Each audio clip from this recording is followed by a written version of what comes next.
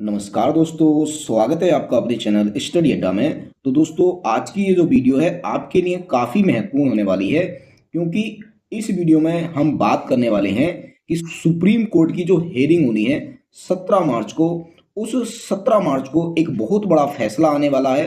अब वो फैसला क्या हो सकता है उस पर हम चर्चा करेंगे। साथ ही साथ में जो बीएड ब्रिज कोर्स है, यदि ये वैलिड हुआ तो जो 169 सीटें हैं इन पर क्या होगा, इन सीटों का क्या होने वाला है।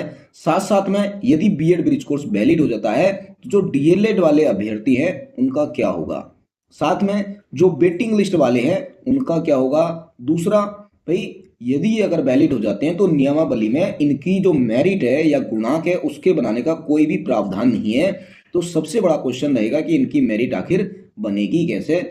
दूसरा भाई, मेरिट तो बनेगी ही बनेगी। दूसरा एक क्वेश्चन ये आ जाता है कि बहुत सारे साथी क्या है, हमारा अगली भर्ती का इंतजार कर रहे हैं, बार बार मंत्री जी से मिल रहे हैं। मंत्री जी ने भी उनको बोल दिया है कि जैसे ही ये भर्ती हमारी कंप्लीट होगी तुरंत हम आपको नई भर्ती देंगे, और यदि ये वैलिड हो जाता है तो क्या हमारी अगली भर्ती आएगी भी या नहीं आएगी।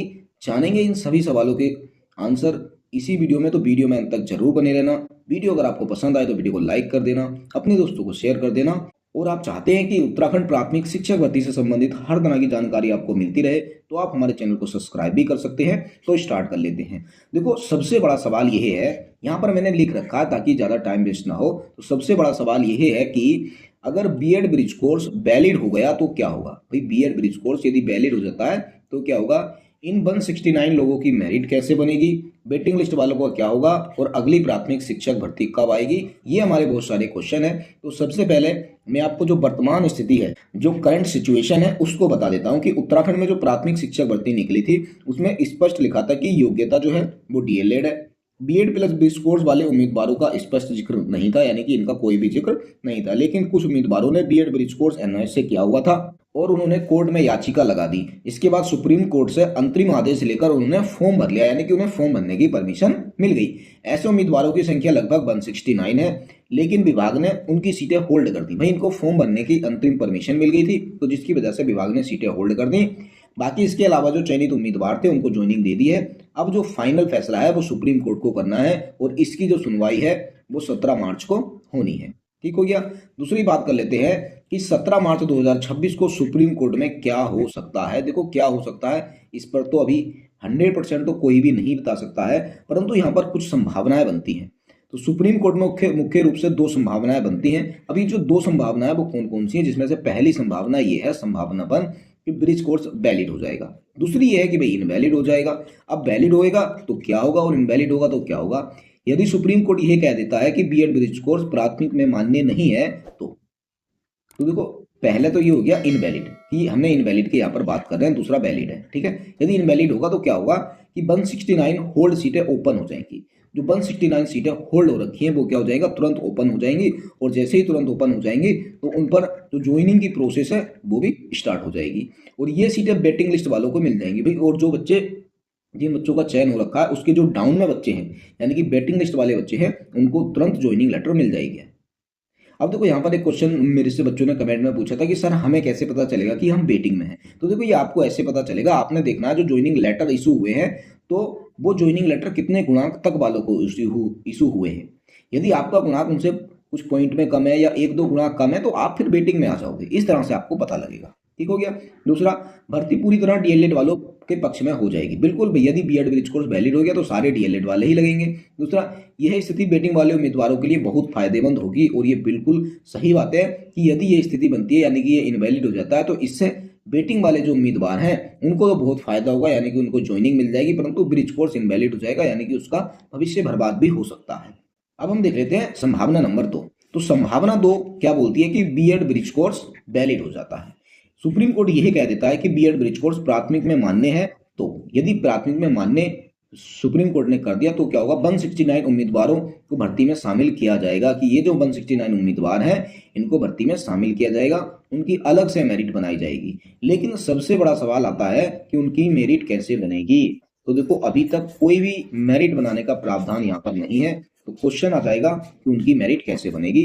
तो अब हम इस पर थोड़ा सा बात कर लेते हैं। तो सबसे पहला कि मेरिट कैसे बनेगी, तो अभी तक विभाग ने कोई स्पष्ट नियम नहीं बनाया है लेकिन सामान्यतः 3 तरीके हो सकते हैं, पर यहाँ पर 3 तरीके से इनकी मेरिट बन सकती है।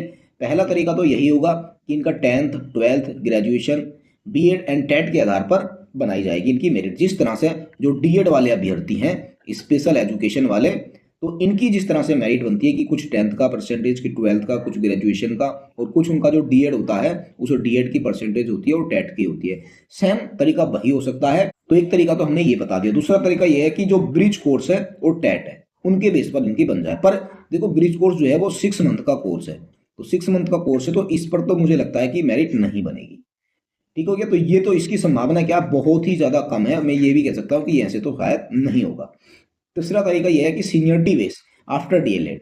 जिस तरह से भाई पहले बीएड जो है वो प्राइमरी में वैलिड था, तो उसमें क्या करते थे कि पहले जो डीएलएड वाले अभ्यर्थी थे उनको प्राथमिकता देते थे, यदि सीटें बचती थी तो फिर बीएड वालों को लिया जाता था। तो इस बार ये भी हो सकता है कि सबसे पहले जो डीएलएड वाले अभ्यर्थी हैं उनको नियुक्ति दी जाएगी, उसके बाद जो सीटें बचेंगी उसमें जो बीएड ब्रिज कोर्स वाले हैं उनको सीनियरिटी बेस पे रखा जाएगा कि जो ज्यादा सीनियर है, जिसकी ज्यादा एज है उसको पहले लिया जाएगा, जिसकी कम एज है उसको बाद में लिया जाएगा। तो ये कंडीशन भी, इसकी भी संभावना पूरी तरह से बन रही है। तो पहला सबसे देखिए 100%, मतलब मैं बोलूं तो जो 70% संभावना है तो वो इसी की लग रही है। दूसरा, अगर मैं आपको बोलूं कि 20% संभावना है वो इसकी लग रही है, और 10% संभावना इसकी लग रही है। हालांकि इसकी लग नहीं रही है, पर फिर भी हम इसको बोल देते हैं। ठीक हो गया। 3 कंडीशन ये बन जाती है। अगली बात आ जाती है कि देखो भाई, वैलिड इनवैलिड दोनों मैंने बातें कर ली है। अब जो बेटिंग वाले बच्चे हैं उनका क्या होगा। यदि बीएड ब्रिज कोर्स वैलिड हो गया तो ब्रिज कोर्स प्लस डीएलएड की मेरिट की तुलना की जाएगी। अब देखो, उनकी भी मेरिट भी बन गई, उनकी काउंसलिंग भी हो जाएगी। तब क्या होगा, जो बीएड ब्रिज कोर्स वाले बच्चे हैं और डीएलएड वाले बच्चे हैं, दोनों की मेरिट की तुलना की जाएगी। अब मेरिट किस तरह से बनेगी पीछे मैंने बता दिया, जिस तरह से भी उनकी बनती है। अब उनकी मेरिट की तुलना की जाएगी कि जिसकी मेरिट ज्यादा होगी उसका सिलेक्शन होगा, जिसकी मेरिट कम होगी उसका सिलेक्शन नहीं होगा। मान के चलो एक ब्रिज कोर्स वाला बच्चा है, उसका जो गुणांक है 85 का बन गया, परंतु जो डीएलएड वाले अभ्यर्थी हैं उसका गुणांक का 84 रहा और एक का 86 रहा।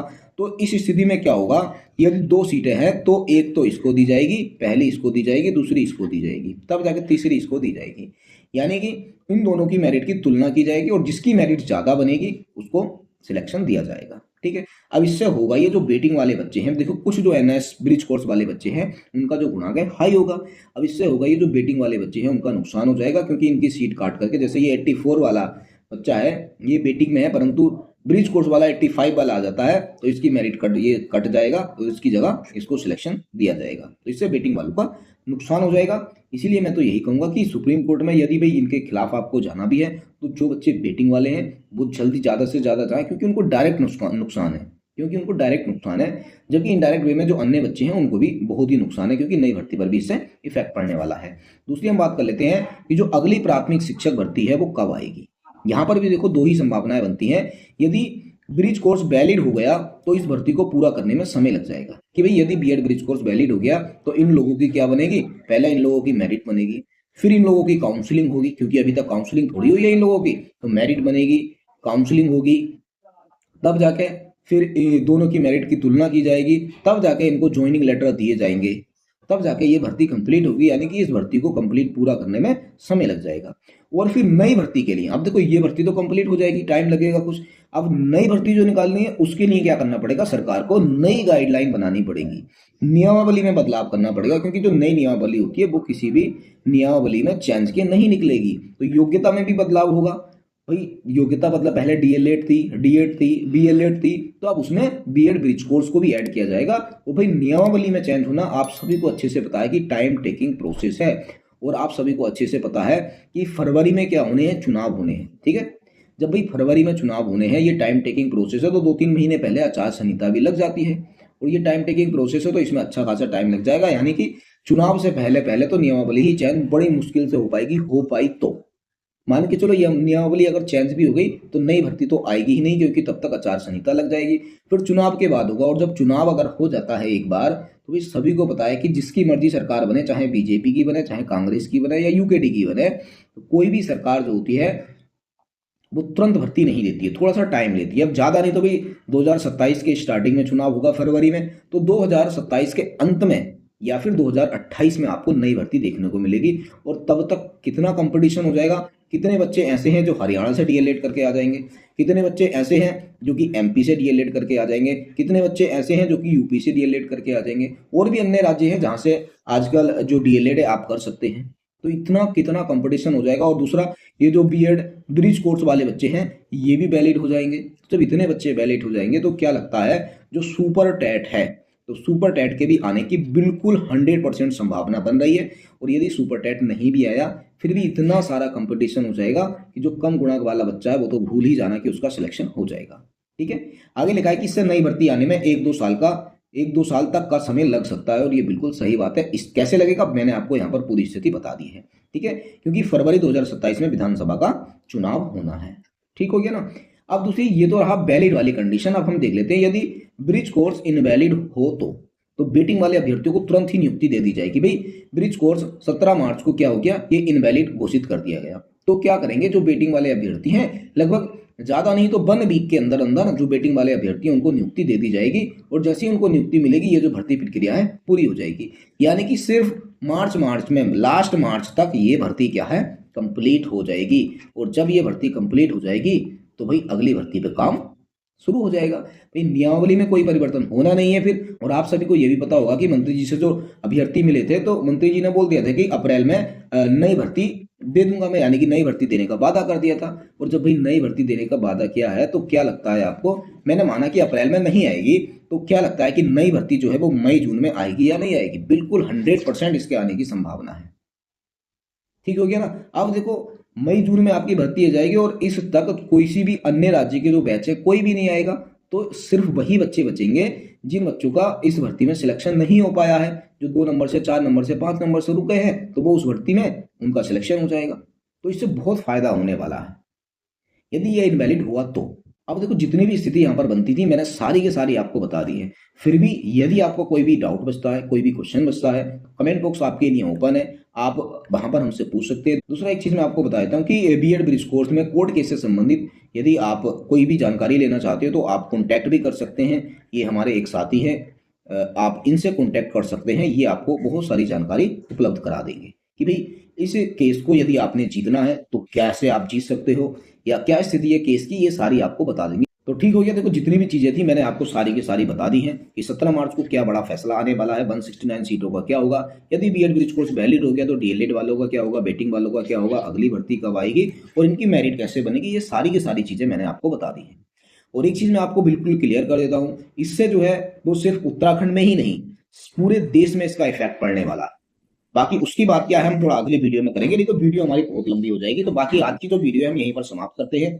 बाकी वीडियो यदि आपको पसंद आई हो तो वीडियो को लाइक कर देना, अपने दोस्तों को शेयर कर देना, और अगर आप चैनल पर नए हैं तो चैनल को सब्सक्राइब भी कर सकते हैं, क्योंकि इसी तरह की जानकारी आपको हमारे इस यूट्यूब चैनल पर मिलती रहेगी। तो मिलेंगे फिर हम बहुत ही जल्द एक अगली वीडियो में, तब तक के लिए बेस्ट ऑफ लक।